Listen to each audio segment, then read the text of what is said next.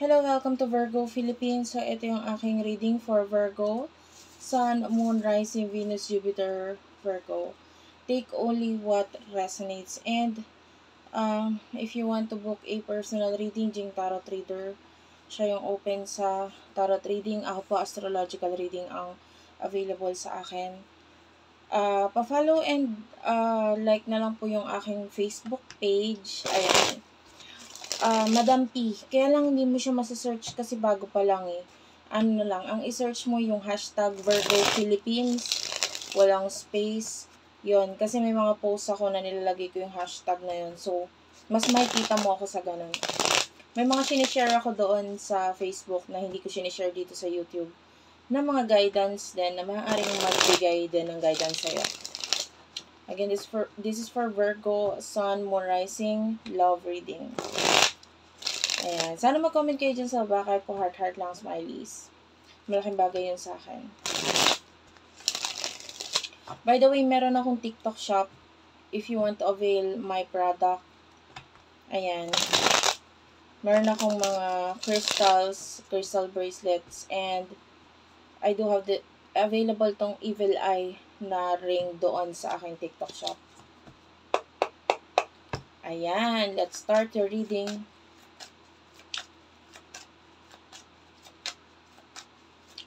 Guys, yung Evil Eye kasi very, siya, importante na magkaroon kayo ng protection.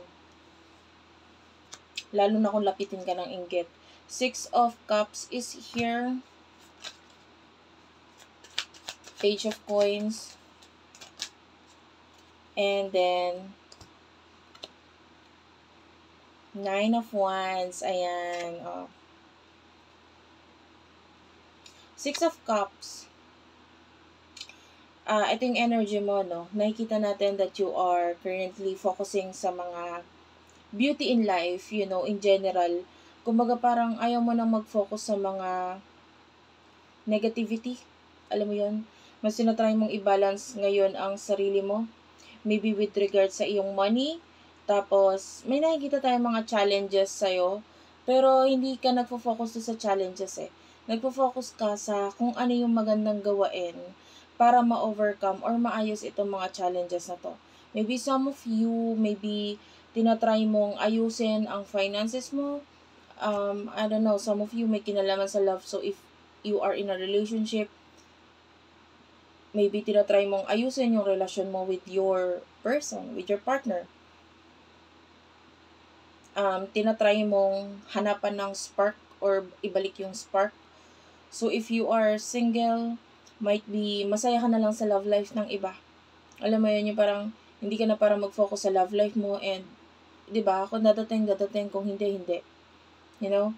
And, you're just being happy with what you have and kung ano man yung mga wala ka, hindi ka para maghangad ng makuha agad-agad yung mga bagay na yun na mabalik sa'yo like that.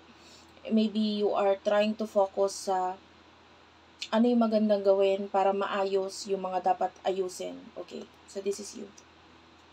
Kung hindi ka nakaka-relate sa reading, huwag mong pilitin. Kasi yung iba, pag hindi kayo makarelate, maybe yung ibang message ay nasa ibang video. So, check mo na lang yung ibang video. Okay? So, what do we have here for the sign of Virgo, Sun, Moon, Rising, Venus, Jupiter, Virgo. For the sign of Virgo,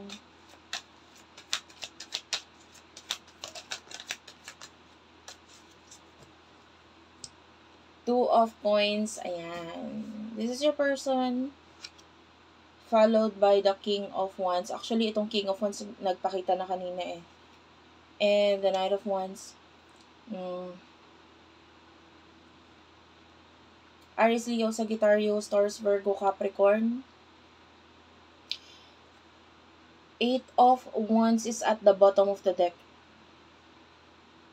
And followed by the 5 of Cups. May mga priority tong person na to. May mga priority siya. With the Five of Cups, ito yung nakakaramdam tayo ng kalungkutan dito sa card na ito, sa person na ito. Maybe dahil sa mga pagbabago, maybe sa inyo, kung may pagbabago sa inyo, or pagbabago regarding sa Eight of Wands, which is, this is family, relationship sa family, pananaw sa family, or what. But I can see na nalulungkot siya, kung hindi dahil sa connection ninyo, maybe may kinalaman sa usaping pamilya. Okay? And nakakita tayo with the Wheel of Fortune ng mga pagbabago dito. And if you are dealing with a person na may ka-connect ng iba, like pwedeng in a relationship na siya sa ibang tao, kasi may nakikita tayong ganun eh. Pwedeng ayaw mo ng ganun, pero the energy is that mas pinili mo na lang maging masaya para sa kanila, para sa kanya.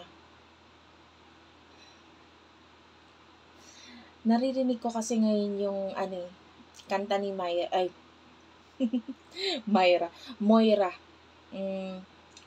Parang yung paubaya.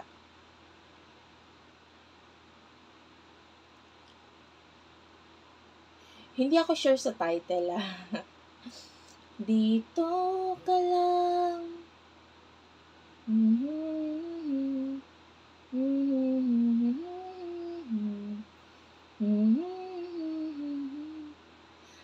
Hindi ako sure. Basta yon, paubaya or hindi ko talaga alam ang title nun. Hindi, ulyanin ako guys. Sorry. But anyway, yon. Pakinggan mo na lang yung makakanta ni Moira. Tama ba? Si Moira yung ex ni Jason. But anyway, yon.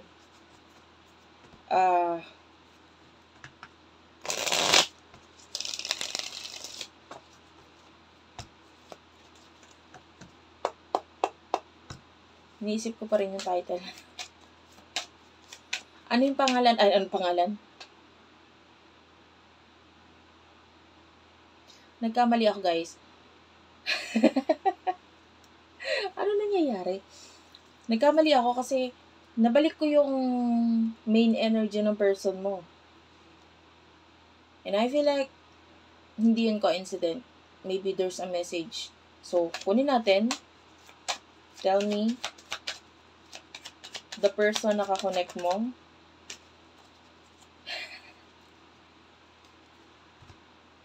Diba, nabalik ko siya. Lumabas naman ulit. Two of Pentacles and the King of Wands. Oh. Nagkamali ako na ibalik ko si card pero bumalik. Ang wala lang dito is ano yun? Knight of Wands ba yun? Honestly, nakalimutan ko na. But anyway, yung isang lumabas na card is the High Priestess. High Priestess. So, this is soulmate or twin flame connection. You could be dealing with a person na spiritually connected ka. Nine of Coins is at the bottom of the deck. Taurus, Virgo, Capricorn. You could be dealing with a person na parang maayos siyang kausap, especially pag usaping pera. So, if you're dealing with a past person, tapos may problema kayo about pera, niloko ka about pera whatsoever, this is not your reading kasi ito maayos tong kausap pagdating sa pera. Diba? Sana all. Kasi with the Nine of Coins, nakakita tayo ng, like, if you need help, I'm here, and masaya ako sa success mo, and the Page of Cups, nandito siya to offer you some kind of help, kung kailangan mo, advice na kailangan mo with regards to finances. Okay? So anyway, ano yung emotion ninyo sa isa't isa?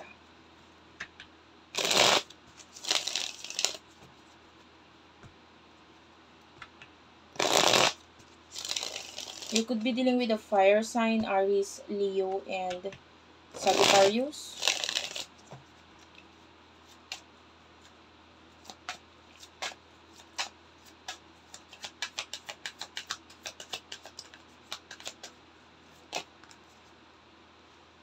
Seven of Swords, um, Temperance, ayan. And clarify the Seven of Swords and the Temperance. Three of Swords,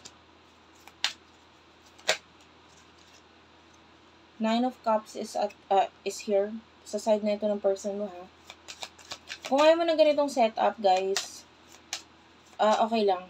Pwede kang maglipat ng channel, or meron akong mga reading na iba yung setup, yung nakakita is yung card. Mas komportable lang ako sa ganitong setup ngayon. Depende sa kung ano yung mood ko, sa message ng angel guides and spirit guides ko. They will tell me, no? Sasabihin nila sa akin or mararamdaman ko kung ano yung feel nila na reading na gawin. And yeah. The moon is here. Knight of Cups. Ten of Pentacles. Five of Coins.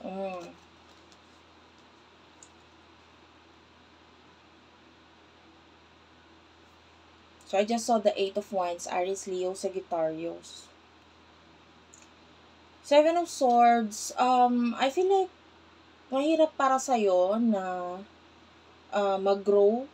Like, pwedeng ang focus mo is growth sa sarili mo. Maybe kahit wala tong person na to, you will try na mag-grow sa sarili mo as a person. Maybe, may mga gusto kang ma-reach, mga goals na gusto mong maabot, but hindi ko na nakikita na mahirap itong abutin sa ngayon.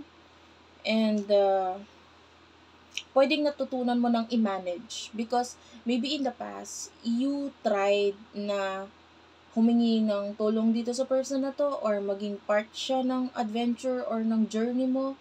Tinry mo siyang maging makasama, no? Or sumama sa'yo.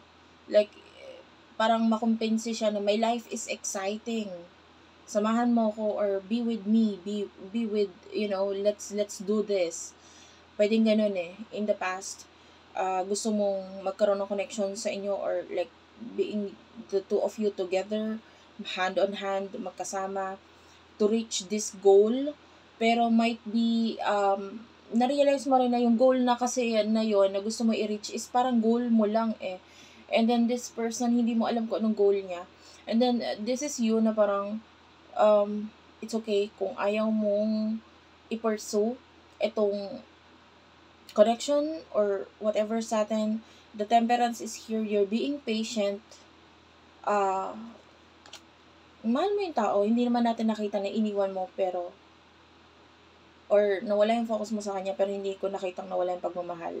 The Three of Swords, Gemini, Libra, Aquarius, I feel like natutunan mo lang i-handle yung emotions mo. Okay? Pwedeng nasaktan ka in the past, or nasaktan ka sa, I don't know, if there's a third party situation, pwedeng ganun.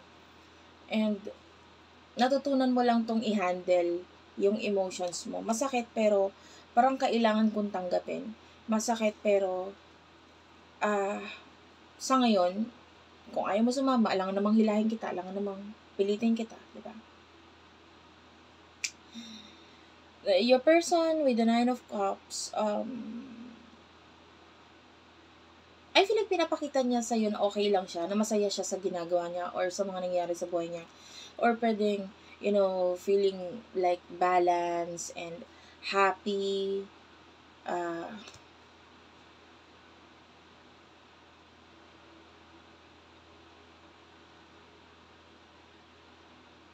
There's a lot of emotions dito sa person na to, pero with the moon, it's more like secret or nakatago. With the Knight of Cups, pwedeng this person loves you a lot.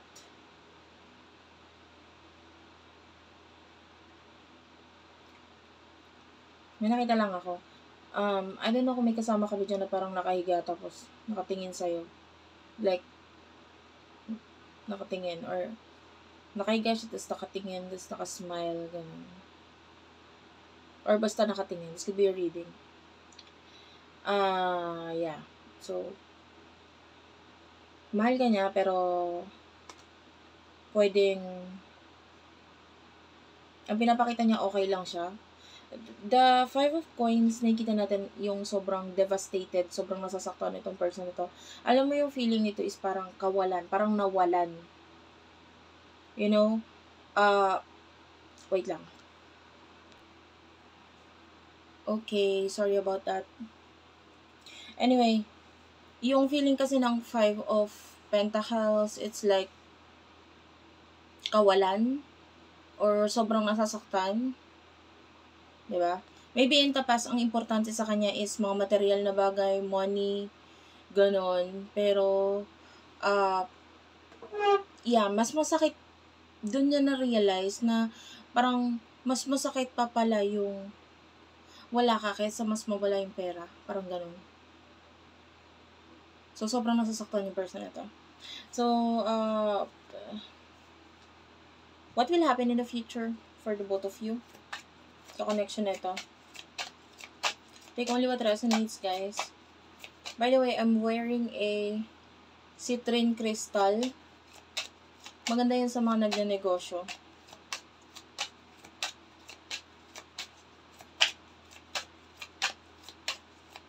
Anyway, let's...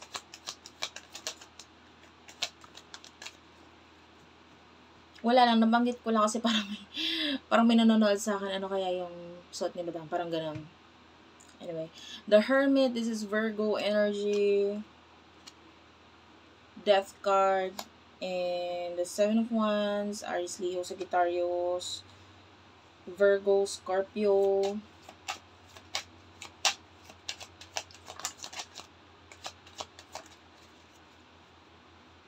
Three of Cups. Oh, guys, 10 of Swords is at the bottom of ang 3 of Cups ang nasa bottom. 10 of Swords is here. Knight of Swords, the Emperor. Tatlong major arcana. Page of Cups, kanina pa ito nagpapakita. Actually, simula pa lang ng reading, nagpapakita na siya. The Tower is also here. And the Sun.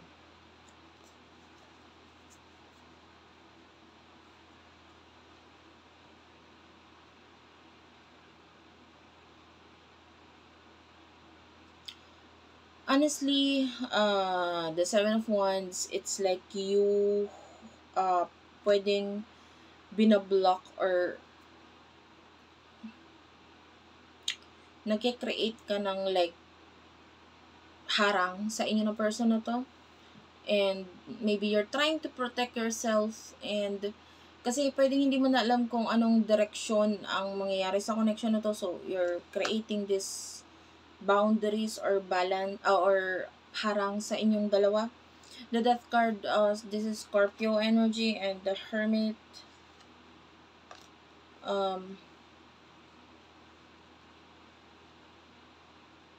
hindi ko to nakikitang,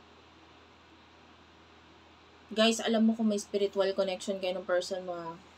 For those of you na may spiritual connection, you might feel like this is the end. This is the end. Diba? Pwedeng maramdaman mo na lumayo ka, umalis ka, and this is the end of it, and I have to focus on myself, sa sarili kong dreams, sa sarili kong goals. I need to focus on, ano bang mas importante, and maybe you're focusing on your life in general. Pero, yun lang yung feeling. The Hermit is here. This is Virgo energy. This is like, kung may spiritual connection ka dito sa person na to, you know that this is your home. Diba? Yung feeling mo sa kanya, parang siya yung home mo eh. And there's no other place like home. Uuwi at uuwi ka rin. Okay? And the other person is the same. May the same akong energy na nakukuha sa kanya. Something is going to end with the 10 of Swords sa situation ng person mo. And with the Knight of Swords, I feel like this is like some sort of action mula sa person mo. Nakakaamoy ako ng itlog, scrambled egg, tapos medyo maalat. Hindi ko alam kung bakit ganun yung energy, but it smell like egg. Okay, dun tayo sa may egg. Kaya lang yung dun sa maalat na part, additional na lang yun kung napasobra yung asin. Basta. Yun yung naamoy ko, at the same time, parang nalalasahan ko siya, so sabi ko maalat. Pero kung hindi ka na mahilig sa maalat na itlog, wala. So, with the Emperor, this is Aries energy. This is your person. Mataas lang talaga ego na taong to eh. Mataas. Pero this person is coming back. Babalik siya. Kasi both of you feels like kayo ang home ng bawat isa. And there's no other place like home. Papasyal sa iba, pero iba pa rin yung pakiramdam ng uuwi ka sa home mo, sa house mo, di ba? And what's with the Ten of Swords? Kung ano man yung mag-end, this is something, the Wheel of Fortune. Big change is coming. Kung ano man yung mag-end dito sa person na to, with the Hanged Man, and the Knight of Coins, I feel like this is something na hinintay mo noon na mag-end or nagawin ng person mo, like with the Page of Swords, but you do realize na hindi ka pwedeng maghintay sa isang bagay na parang imposible, or feeling mo hindi naman talaga gagawin ng person na to, so go. Diba? Parang alis na lang ako. I mean, yung intention mo is not to move on. Your intention is hindi rin naman para saktan ang person na to or what. I feel like your intention is the star, which is to reach for your dreams, to reach for your goals, and be the best version of yourself. And makuha yung maybe yung mga wishes mo and goals mo. And wala lang, the Strength card, this is you na pwedeng mas tinanggap mo or mas naging parang wala sabihin doon, naging mas stronger ka, no? To face the things na hindi mo kayang harapin noon. Maybe your fears, yung bagay na hindi mo matanggap noon, pwede ngayon na-try mo siyang or nasubukan mo siyang tanggapin, nasubukan mong harapin, and that you are focusing now with the Two of Cups.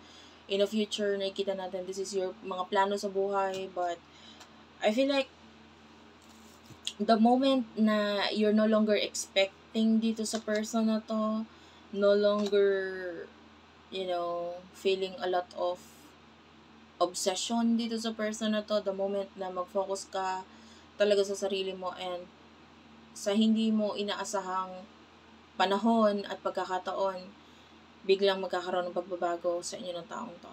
And I can see reconciliation, honestly.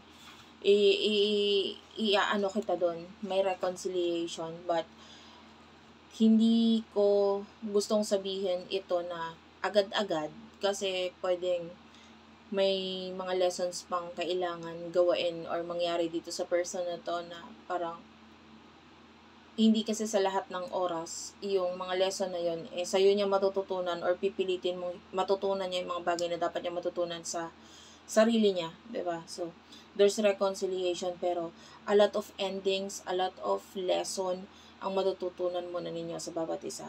So, sana na-gets mo yung message doon, nabigyan kita ng guidance, and again, please do subscribe or follow me sa Facebook, sa TikTok naman, Unipri.